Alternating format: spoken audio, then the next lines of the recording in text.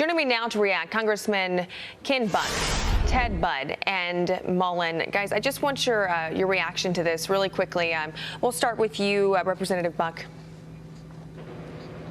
Yeah, terribly sad. Obviously, we don't know the motive at this point. We don't know what type of guns were used or how the person got the gun. We don't know the mental health history of this individual. But as these facts come out, hopefully we can develop policies that are targeting mental health issues and dealing with the really underlying cause of these crimes.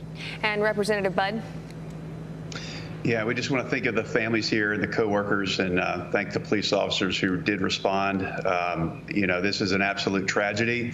And we have to remember in the rush to judgment on something like this, the left often runs to implement gun control. But we have a people problem. I think Representative Buck mentioned mental health. That's something that we definitely need to work on here. And Representative Mullen. It's a tragic event that should never take place, but as my other colleagues have mentioned, mental illness is something we've got to address in this country. We overlook it. We sometimes try to think it's an excuse. Mental illness is something I've worked on for years here on the health subcommittee that I sit on, and we have to do a better job of understanding it and treating it, not just masking it with medication. Okay, and I want to get to this now in regards to the Supreme Court. There are 6 House Republicans, you're 3 of them, who have introduced this amendment to keep the Supreme Court at 9, quote, before it is too late. I kind of want the cliff notes on this amendment. We're going to start with you. Let's start with you, Representative Budd. Well, the Supreme Court is our last line of defense against a radical socialist agenda. And I know it's a high bar to ratify an amendment, and that's what this does. But I really think it's worth having this fight. It's worth calling Biden out for what he's doing, and that's leading a left-wing takeover of the courts. I think this is a time to be very bold in defense of our institutions. And then Representative Buck, as far as President Biden is concerned, he seems a little iffy about the whole situation as it is.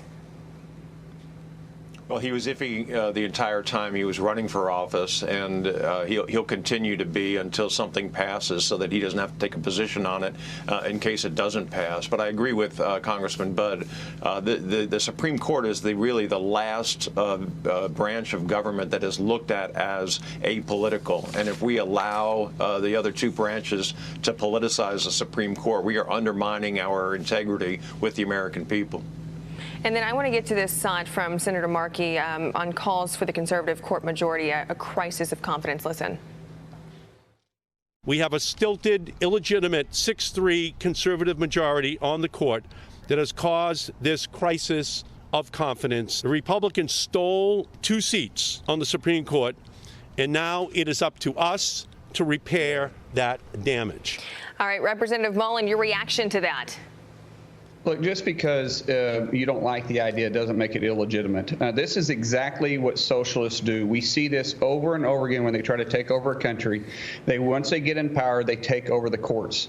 And this is exactly what they're trying to do. Isn't it interesting that they're trying to put it to 13, which is just 1 over, giving them the majority that they want?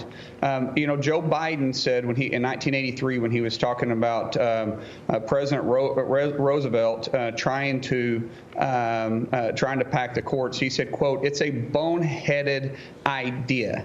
We can't allow this to happen, because if we do, when does it stop? Because if the Democrats pack the court now, Republicans will surely pack the court in 2025. And before long, what you can see is 1 justice from each state. This is the absolute wrong way to go at it, and we need a constitutional amendment to keep them from doing this. It's a socialist takeover of our country is what this is. Okay, and Representative Budd, some say it's unlikely the proposed amendment will go anywhere soon. What do you think of that?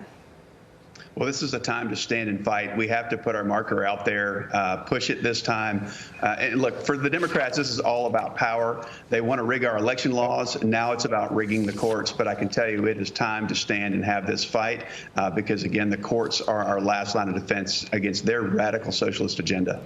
Representative Buck, sorry about that. Are you done? Yes, I was just agreeing with my colleague, Ted. He's absolutely correct. Okay, and then Representative Buck, how quickly was this amendment proposed and, brought together after Nadler broke that news? Well, the amendment was actually being discussed a couple of years ago when the left had started discussing this idea of packing the courts, and so it has been in really the thought stages all along. I think it's right now folks are reaching out to state legislatures to make sure that when this passes the House and Senate, it can get out to the state legislatures and be passed and ratified by the states. And then Representative Mullen, Nancy Pelosi says she has no plans to bring this to the House floor. So does this go anywhere? Well, she said she wanted to also pay attention to the commission. So I think with Joe Biden setting up this commission to look at the courts, and then Nancy Pelosi in the same sentence where she said she had no intention to bring it to the floor until after the commission is done, it's giving them the excuse. What they've done is they've set themselves up. They both know what they've said in the past. They can do the same research that we've done, and so they're going to allow this commission to lean in, which is a very partisan commission. They're going to allow this commission to lean in and say this is why it needs to be done. Once again, this is just an act of a socialist takeover. All right, gentlemen, thanks so much. This is a classic Washington game of hiding bad policy behind a slate of liberal. We're on a hard break. Gentlemen, thanks for being with us this morning.